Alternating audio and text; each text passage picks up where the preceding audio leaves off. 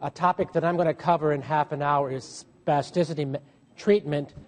And the reason that I put this minor up here on my first slide is because this is a complex project like mining. There's a lot of things that go into managing an individual's spasticity, and I'm going to try to present some points about the options open to managing this very common and uncomfortable symptom that goes along with spinal cord injury and from transverse myelitis and one of the other neuroimmunological disorders. And as a reminder, all of the speakers this afternoon will be available during the breakout sessions to answer individual questions in more detail. So the topics that I'm going to cover are a very brief section on the definition of spasticity. I just put this right in the center here, so if you turn. Okay, it's right in the center now. A theme that I'm going to stress during the talk is the importance of rehabilitation in the management of spasticity. And by that I mean stretching exercises, positioning, and splints. I think a typical lecture on spasticity management is going to focus on drugs that you can use, injections that are commonly used now, such as medicinal botulinum toxin treatments, pumps like Baclofen pumps, and orthopedic surgery. These are all treatments for the primary symptom of spasticity or the complications from spasticity. But I think what gets overlooked oftentimes is the core bedrock treatment for spastic muscles is to stretch them out and to have a good daily exercise program which is provided for you by your therapists. So I am going to talk about these other interventions, drugs, injections, and pumps, but I'm also going to come back to the core message, which is the importance of therapeutic exercises done on a daily basis. So let's go with the definition of spasticity, and I'm going to break this down into its components. Spasticity is a motor disorder. That means it affects the muscles, characterized by velocity-dependent increase in tonic stretch reflexes. So what does that mean? It means it's the kind of movement disorder that is brought out when you change the velocity of the stretch. Typically, a rapid stretch will increase spasticity, and that's because you've activated these tonic stretch reflexes that are not working properly because of the spinal cord injury. It presents on physical exam. The physician will tap your knees, tap your elbows to determine if one of the cardinal signs of spasticity is present, which is exaggerated tendon jerks. What I teach the medical students, forget about the definition, to put your hands on the patient. Spasticity is something that you feel. It's the tone, it's the feeling of the muscle tissue that you get when you move a joint through a rapid or a slow range of motion. So you'll be able to identify spasticity by feeling for it. Again, why are we concerned about spasticity? Well, this is a flow chart that goes through what are some of the problems that are related to damage to the central nervous system and result in spasticity. Immediate consequences: paralysis, immobilization in a shortened position. That means that your muscles are shortened, and they can lead to something called a muscle contracture, which is a physiologically or a structurally anatomical condition of a shortened muscle fiber. What you want to do is prevent this from happening, because once that happens, it's very difficult to stretch those muscles out, and surgery oftentimes is your only option if that is allowed to happen. Delayed consequences: rearrangement of spinal cord activity can cause spasticity, which, again, if it's not treated efficiently and effectively on a daily basis, can result in a muscle contracture, which can be painful, and it can also be very limiting in terms of function. If you have a contracted hamstring muscle, let's say, which is in the back of your leg, It may make sitting in the wheelchair difficult because your knees are bent and it's hard to get your feet to rest on the foot plate, for example. And that's just one example. There are many examples how muscle contractures related to spasticity can impair function, and it can impair comfort. Disabling phenomenon associated with spasticity. I just talked about that, muscle shortening. Motor weakness is a problem related to spasticity, so that's another reason that you want to treat it.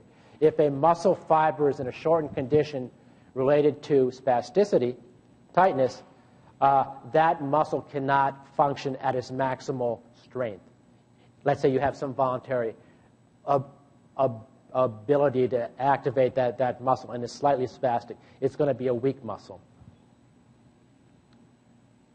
Okay, as we go through some of the interventions for spasticity, I'd like you to think about these three concepts, which I have illustrated here by these pictures. First one, things affecting body functions and structure. So is this intervention affecting a body structure or function, which is termed as an impairment? That's one of the ways that we call these things. This is my father, by the way, related to tests and activities by an individual. An activity is the intervention affecting an activity. But what we're really after with these treatments for spasticity is this last picture here, which is involvement in a life situation. Is this treatment for spasticity that the doctor is recommending or the therapist is recommending, can it affect involvement in a life participation? And the term that's often used in classification is participation. Am I going to be able to participate in the things that I would like to participate in as a result of this intervention for spasticity? So let's start with some just basic rehabilitation strategies. It's important to be assessed before and after the therapeutic intervention. So obviously we know whether the intervention is working or not and how much it's working and whether other things should be added on to the overall treatment plan for spasticity. Establishing a comprehensive treatment plan. Yep, that's important. Find out from the individual and their family, too, what the goals are, what the participation goals are, and then what are some different methodologies that we can use to move toward that end objective. Education and training is important. Training is very important of patients and their caregivers because we're not talking about, you come to the therapist and the therapy on that day is going to last for the whole week till the next therapy session. You need to have a good training program to carry over those interventions when you're home. And again, these interventions, some of them are a daily activity and they can take quite a long period of time out of your daily routine. So they have to be practical too. You just can't have the therapist give you, 15 exercises and tell you, well, if you do all 15 every day, you can prevent contractures from forming as a result of your spasticity. It's got to be doable, but you've got to pick the ones that have the greatest chance of success for your individual case. And then continuing adjustment of the treatment plan. If one thing that I recommend to families to always ask their therapist is, get the 1, 2, or 3 therapeutic interventions that are the assignment to carry out for that week. When you come back, ask the therapist for something else. Okay, that was fun. We're going to continue doing the first one, but let's try something else for the second and third options, and then do that for a week or two.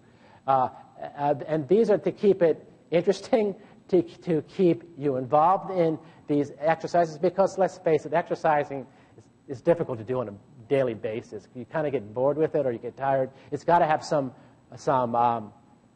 it's got to have something that keeps you interested in doing it. So just getting a menu list from the therapist about exercises to do is not sufficient to maintain a healthy regimen to treat spasticity.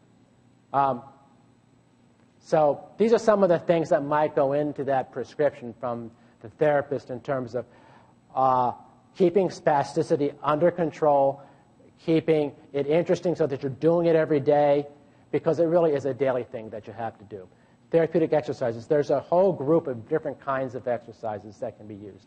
And some of these are inhibitory techniques to reduce spasticity in tight muscles, and some are the opposite. Some are facilitation techniques for strengthening opposing muscles. So the problem with spasticity sometimes is every joint has basically two muscles working on that joint, one muscle to bend it, one muscle to straighten it out. If the spasticity affects the muscle that bends the joint, then the muscles that extend the joint are going to be weak. So you can have two kinds of exercises. One's to either make or two different approaches. One's to make the muscles the spastic muscle that's bending the joint weaker, or conversely, exercises that would make the muscle that straightens the joint stronger. So having a variety of different techniques and exercises that does one or the other thing would be a rehabilitation approach to treating spasticity. Positioning is another thing to work on because there are certain positions that will reduce spasticity. Orthotic management, by that I mean different kinds of braces or splints to keep your stiff muscles stretched out, because your muscles, the muscle that's spastic is going to want to bend in the direction of the spasticity. And if it's not allowed to stretch out, at least for some time during the day, it might get stuck in that shortened position. And eventually that's called a muscle contracture that you can only treat with a surgery. Modalities, heat and cold, both relax spastic muscles through different mechanisms. So if you get tired of warm packs or heating up your muscles, you can also use ice packs to cool your muscles. Some research has shown that cold ice packs, which turn off the muscle spindle, which is that part of the muscle that is driving the spasticity, that intervention will last longer than a warm pack or a heating pack. And just as an aside, one of the symptoms associated with spasticity is muscle spasms. I don't know if anyone here has gotten spasms in their muscles from spasticity, but one of the things that really works for cramping or spasming muscle is an ice pack. Go downstairs, get your frozen peas, put them on your muscle, not the other area that was mentioned earlier, and and the frozen peas are a great way for treating muscle spasms and neuromuscular education. Okay, so that's kind of my take on the rehabilitation background for treating spasticity. Now, to augment the exercises and the therapeutic plan are a whole host of interventions that are typically prescribed by physicians. There's a big category of medications that we're going to talk about. Now, the problem with medications is that they make you sleepy. And in many cases, when you get to the dose, when you're finally seeing the effects to reduce spasticity, you're also drowsy. So nothing comes for free. There's always a price for things. And in terms of medications for treating spasticity, it's oftentimes this problem of sleepiness or fatigue. This is a list of just some of the medications that have been recommended for treating spasticity. The first one, Benzodiazepines, is the class of medication under which Valium falls. So Valium is a very common and very useful medication for treating spasticity. Many of you some of you probably are on oral Baclofen, which is a very commonly used medication for treating spasticity. Dantrolene sodium, this works in a slightly different manner. This works directly on the muscles, not on the central nervous system, for decreasing spasticity. Tizanidine. And you'll see the last one there is cannabinoids, also known as the active component of marijuana. And when I did a literature search on this, it popped up as one of the medications that has been used for effectively treating spasticity. That wasn't a study in this country, by the way. It was in a European study. So I'm not quite sure what the status of marijuana or cannabinoids will be for treating spasticity. It's probably going to be on a state-by-state basis, but it does seem to be one of the medications that works for it. Again, it does sedate you and has some mind-altering properties. Okay, benzodiazepines. What I'm going to do in the next couple of slides is I'm going to briefly go over some of the general medical recommendations for drug treatment of spasticity. You're free to ask me questions during the breakout sessions about more details about your individual cases. But I just wanted to give you a sense of what some of these medications were and what the rough dose guidelines were. I'm not going to go into detail about that. So this category, and I'm just going to talk about the three most commonly used categories. Benzodiazepines, different types of medications. Diazepam or Valium is the most common, but there's also clonazepam, ketazepam, etc. The mechanism of action I'm not going to go into. Just suffice it to say that they affect chemicals in the central nervous system called neurotransmitters. Things like dopamine, epinephrine, norepinephrine, serotonin. I always get mixed up as to which ones make them go up and which ones make them go down. So if I get confused, I'm not going to confuse you all. And it's not that important, I don't think. They all have an effect on the central nervous system, and they do affect the modulation of these neurotransmitters.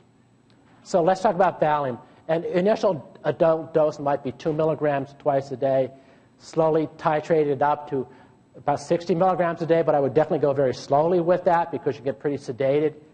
For nocturnal or nighttime spasms, 5 to 10 milligrams can be used, and the pediatric dose is anywhere from 0.12 to 0.8 milligrams per kilogram a day. Adverse effects, sedation, weakness, low blood pressure. So certainly, if you're ramping up something like Valium, be very careful about these, or make sure that your physician is very careful about monitoring for these side effects. Dantrolene sodium, this is the one that's like a little bit different. It reduces the calcium release from the sarcoplasmic reticulum, which is part of the muscle anatomy. It uncouples the excitation and contraction phenomenon in the muscle fibers. Clinical effects, it can also be very effective for reducing spasms and clonus. Problem with Dantrium sodium, or also known as Dantrolene sodium, also known as Dantrium, is that it can have liver toxicity issues.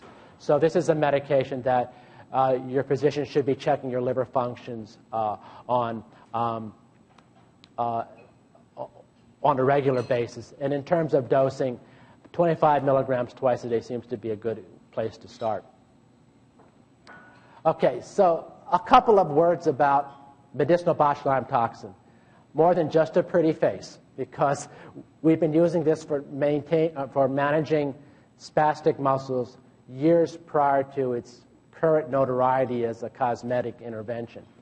The mechanism of action of botulinum toxin is at the neuromuscular junction. So to use Dr. Greenberg's analogy, this is where the wire connects to the speakers. So in the case here, it blocks the release of a chemical called acetylcholine that makes the muscles work. So if that chemical acetylcholine, which is represented by these little spheres, colored spheres here, cannot be released into the junction between the muscle, the nerve, and the muscle, then that muscle is not going to contract. And it's a very effective way of focally treating spasticity. The problem is that there's hundreds of thousands of these nerve endings in each muscle, and getting the botulinum toxin to enough of those nerve endings to see a clinical difference is a matter of knowing where to put the botulinum toxin and picking the right dose. The other issue with botulinum toxin is that it's a temporary intervention, and it does wear off, because the body, as was mentioned earlier, knows how to heal itself, and it's always going through this process of repair. And when you block when you block a nerve ending with the botulinum toxin, that nerve figures out how to start working again. So the average duration of a botulinum toxin injection is about 3 months. And then you can get it again if you had a good result or if you were pleased with it. Okay, technique. So the cartoon reads, maybe we should have marked that spot down. So I feel this way a lot when I give botulinum toxin, because I have patients come to me and they say, that was great, give it to me again. I give it to them again, and I get nowhere near as good a result the second time around, even though I thought I put it in the same spot. So one of the issues with botulinum toxin is trying to figure out where to put it. Oh, by the way, it's given with an injection. So this is just a chart that compares localization techniques. I'm not going to go through this in detail, but there are basically 4 ways that the doctors try to isolate the right spot. They look at the muscle. That's a quick, easy way to do it, and probably the most common way botulinum toxin is given. There's something called EMG signal amplification, where you put a needle which is hooked up to a speaker, and you can listen for where the nerve depolarization sounds are, and when they sound nice and crisp, that's the spot. Electrical stimulation, you can stimulate the muscle with an electrical current, and when it twitches, if the right muscle twitches, that's the right spot, and that's really useful for wrist and finger injections because all those muscles are very close together. And then ultrasound is becoming more and more popular, where you can actually look and see that the tip of the needle's in the right muscle. Okay, systemic effects. This has come up recently. This cartoon reads, "Another Botox overdose." Sorry. And it always cracks me up. And this was actually mailed to me by one of my patients' fathers who found it in the newspaper. So we used to laugh a lot about this, but recently the Food and Drug Administration has questioned, does it spread from where you put it to other places in the body?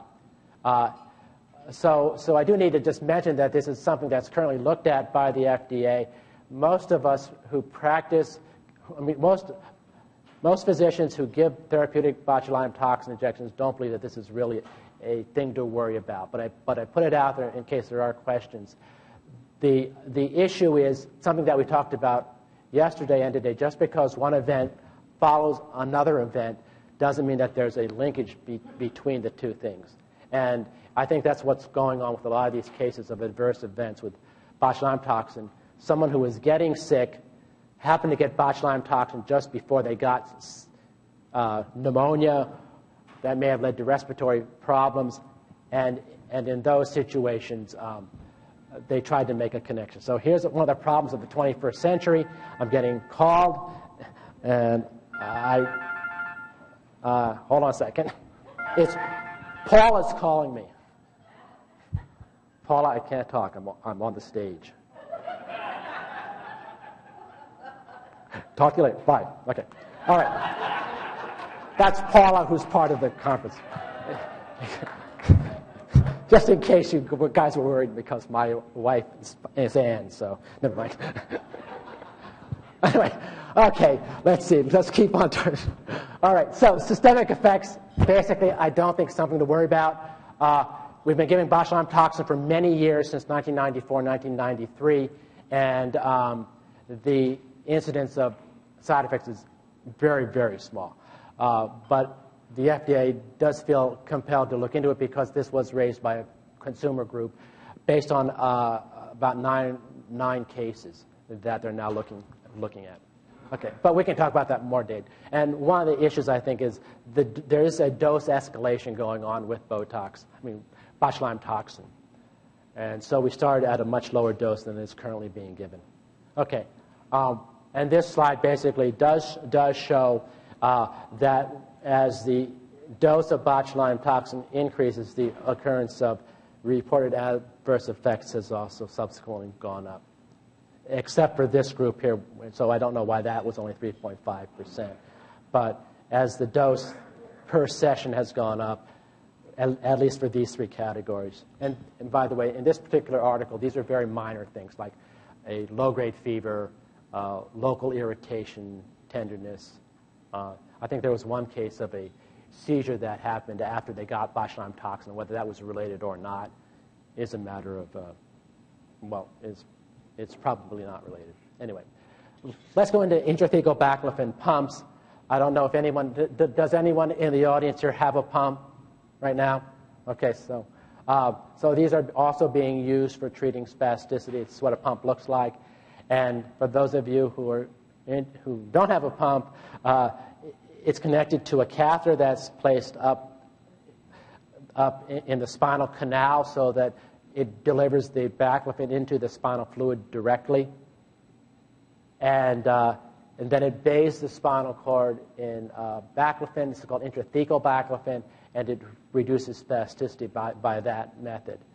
And the pump is adjusted with a transducer, which is outside of the body.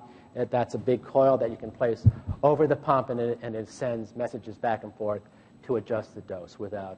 And these pumps also have to be refilled. The interval is anywhere from 2 months, let's say, to 3 months, depending on how quickly the pumps are working, depending on what your dose is. And you can titrate the dose based on the effect. And I think that's one of the nice things about the intrathecal baclofen pump. If you don't have any complications from the placement of the pump or the catheter disconnecting or the pump accidentally running dry, there are all these other problems. But if everything's working smoothly the way they're supposed to be working, a nice feature of this is that you can adjust the dose depending on the individual's need, and the incidence of side effects such as sleepiness is much lower. Okay, delivery via implantable pump, like we said, directly into the spinal fluid, and that you can also customize how the medication is given with the transducer. So it's become a very effective intervention for some individuals with severe spasticity. Okay, orthopedic surgery. So I put this in the talk because orthopedic surgery is the treatment for the major complication of untreated spasticity, which is muscle contractures. So you can always treat a muscle contracture by surgery. You can cut the muscle and stretch it out or move it to some other place, a muscle transfer.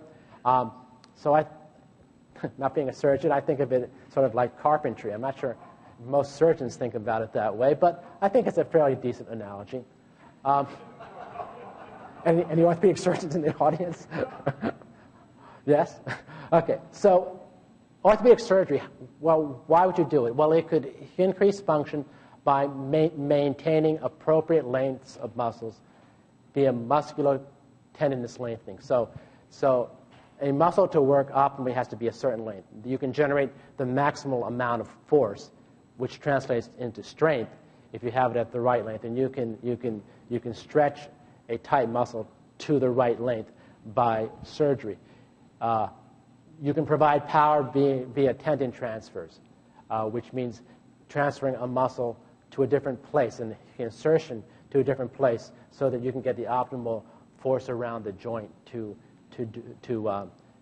activate it in such a way that you get the result you're looking for. Improving mechanics of gait through an osteotomy. This is where you cut the bone, not the muscle, and you twist the bone around in the right direction. Because sometimes bones get pulled out of position by spastic muscles acting asymmetrically around a joint. So you could have individuals, and this is seen in kids probably more than adults, where their whole hip is turned inward because of the spastic muscles on the inside of the leg. And if that's allowed to go on, or if you can't really treat that with spasticity with other methods, these kids will develop an inwardly rotated leg, and the only way to treat that is to cut the femur and externally rotate it. And then finally, some surgeons will recommend a joint fusion. And in the context of spinal cord injury related spasticity, oftentimes this means a foot fusion, where you realign the small bones in the feet to provide a stable standing platform. And this is sometimes a very useful intervention for individuals who have a severe foot where the foot is cockeyed. It's kind of off of its usual plane of balance, and you can make it a flat, solid foot again. Okay, so that's orthopedic surgery. And then these are just some things to talk, some points about post-operative management after musculoskeletal surgery. So there are different approaches to what you should do after you've had orthopedic surgery as treatment for spasticity. And again, if you go to different surgeons, you're going to get a different post-surgical plan. The important thing here is not exactly what I have on the slide here, although these are some things that I think are useful, and is to make sure that you understand prior to surgery what it means that you're going to have to go through after the surgery, how much time you're going to be in a cast or in a brace. Make sure that you have plans with respect to your caregivers being able to provide the care that you're going to need in your home situation. Let's say your bedroom's on the second floor, and the surgeon's planning to put you in a cast with your legs out like that, which are wider than the opening to your a doorway to get up the stairs, or wider than the stairways. That all has to be thought about beforehand. So, but overall, earlier therapy, earlier mobilization is better than being in a cast for a prolonged period of time. And I think surgeons are moving more and more toward not having individuals in casts as long as they used to, and getting them into braces that protect the surgical site, but also get you moving better and those tight muscles stretched more. This is also an area where you might use muscle relaxants to calm down some of the spasticity in the spastic muscles after surgery, the other spastic muscles after surgery, so that they don't pull on the surgical site and interrupt the healing of either the bones that have been cut or the muscles that have been transferred because of the residual spasticity of the tight muscles. Okay, so we're back to therapy as the foundation of the management for spasticity. Anybody recognize what this is? I was looking for a nice picture to bring this point home. This is the Rock of Gibraltar. So the bedrock of treatment for spasticity is still the therapy that's an ongoing, daily, 24/7 kind of thing that has to be implemented by the family or by yourself based on the recommendations from your therapist. And again, the important thing there is to make sure your therapist gives you some list of exercises that can be continually adjusted to keep you involved and keep your family involved in actually doing the exercises. Treatment considerations: therapeutic exercises strengthen and facilitate all the muscle groups that are involved, stretch previously spastic muscles, stimulate, re-educate for normal motor functions. Okay, positioning is another important therapy consideration. Use the right kind of splints. Talk to the therapist about splint comfort so that you actually can wear the splints comfortably. If they don't feel right, go back and get them adjusted. Make sure that in terms of your seating position in the wheelchair is appropriate. And then there's a thing here about serial casting or inhibitory casting, which is not really pertinent to this audience, but we use this a lot in cerebral palsy. Gait training, make sure that there's some consideration if improving the gait was the goal of the treatment of spasticity, if that was the participation goal that you had, that you go over with the therapist and have a plan on how you're going to progress to the kind of gait that you set as your goal, whether it was with an assistive device or not, or the kind of assistive device. Summary in terms of spasticity management: the therapeutic ladder for the management of spasticity typically begins with a stretching program. And if that doesn't work, then you might consider adding some other things such as oral or pharmacotherapy if the side effects are tolerable, and we worry about sedation as being the major side effect here. Injections of botulinum toxin should be considered if spasticity is limited to a functional unit. So you're not going to give medicinal botulinum toxin to every spastic muscle. So you have to come up with this group of spastic muscles is what I want to focus on now. Because if I can change the tightness around this particular joint from spasticity, then I'll be able to do this or that functional task. So that takes some thinking and planning. And then intrathecal baclofen, if it's more multi-segmental, which means if it involves more than one functional unit or one set of muscles. If there's generalized spasticity that's causing you to be miserable because of either spasms or pain, or you can't get in the wheelchair because you go into some kind of extensor posturing just from the spasms, you might consider intrathecal baclofen, and also for pain. Okay, so that's the end of this talk. I'm trying to keep us on track. This is where I work, the Kennedy Krieger Institute in Baltimore. Okay, so I think Dr. Wegner's up next, and we're going to save questions till the end so we can, address individual concerns So, Steve, I think you're up. While he's walking up, any questions or comments before we go on? Okay. And Doc. Oh, yes.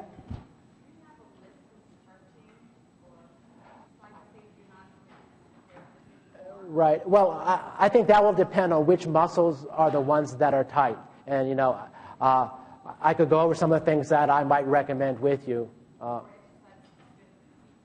Yeah. Basically, the thing about exercises is it's not this. It's not like pumping iron. It's stretching and holding the stretched position. And then the question is, well, how long do I hold the stretched position? And there's nothing written in the medical literature about that. So I kind of say, well, what's going to be practical? Can you hold a stretched out heel cord, let's say? Because oftentimes your calf muscles are the tight ones. How long could you do that? 5 minutes, 1 minute, 2? So I usually break it down to about 2 minutes of a hold, and then you relax, 1 to 2. And then do that 3 times a day. If you can do even that, that's great.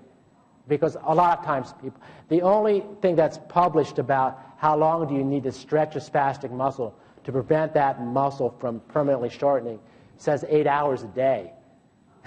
So that's why we use splints, nighttime sleeping splints, for stretching wrist muscles or for stretching calf muscles.